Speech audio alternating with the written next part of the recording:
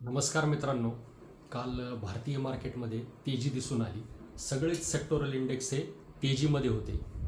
काल अमेरिकन मार्केटमध्ये मात्र आपल्याला मंदी दिसून आलेली आहे. युरोपियन मार्केटमध्ये आपल्याला चांगली तेजी अनुभवायला मिळाली आणि एशियन मार्केट मात्र काल निगेटिव्हमध्ये बंद झालेले आहेत. तर मित्रांनो, काही महत्त्वपूर्ण अपडेट्स आलेले आहेत. अन्नधान्यांच्या किमती कमी झालेल्या आहेत. त्यामुळे CPI इन्फ्लेशन हे 6 वर्षांच्या निच्चांकी पातळीवरती पोहोचलेलं आहे. वार्षिक पातळीचा जर विचार केला तर ते 6 वर्षांच्या निच्चांकी मार्चमध्ये आपल्याला दिसलं आहे. फेब्रुवारीमध्ये ते 3.61% होतं, ते मार्चमध्ये 3.4% झाले. त्याचबरोबर WPI महागाईचा दर देखील कमी झालेला आहे. मार्चमध्ये तो 2.05% पोहोचला आहे, जो फेब्रुवारी 25मध्ये 2.38% होता.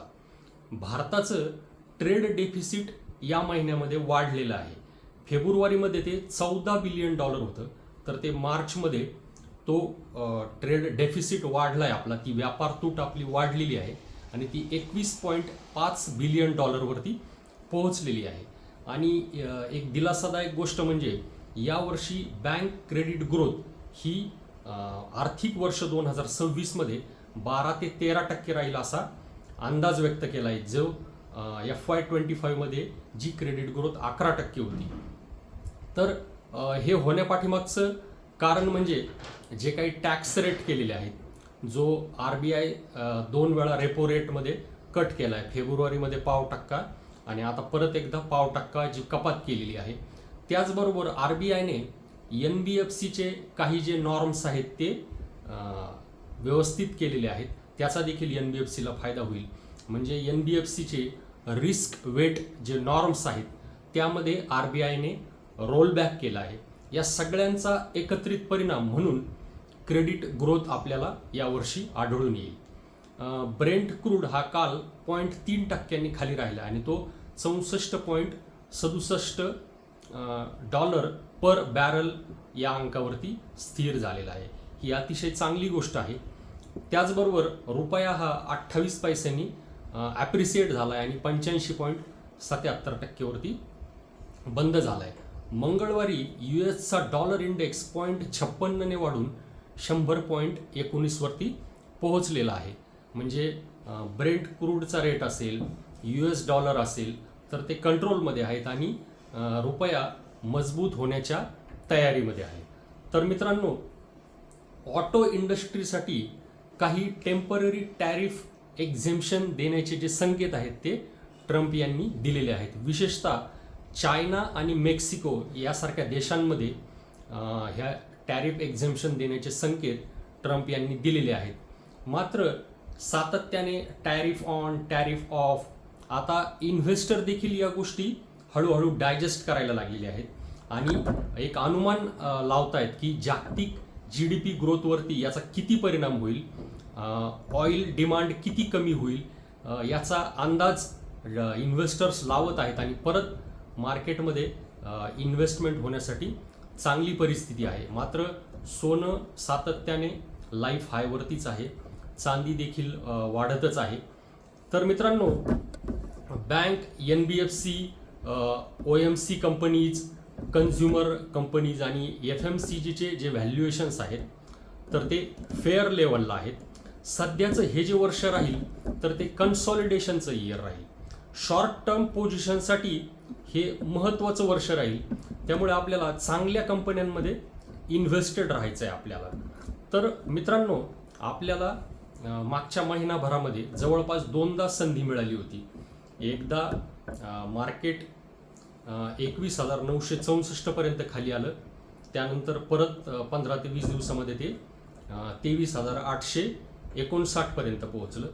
त्यानंतर परत एकदा ट्रम्प यांनी टॅरिफ लावल्यानंतर परत एकदा तेच मार्केट 21,750 वरती आलं आणि आता परत आपण कम्फर्टेबली 23,300 वरती ट्रेड करत आहोत. म्हणजे या ज्यांना शॉर्ट टर्म पोझिशनल ट्रेडिंग करायचं होतं त्यांच्यासाठी हे 2 अतिशय चांगल्या संधी आल्या होत्या.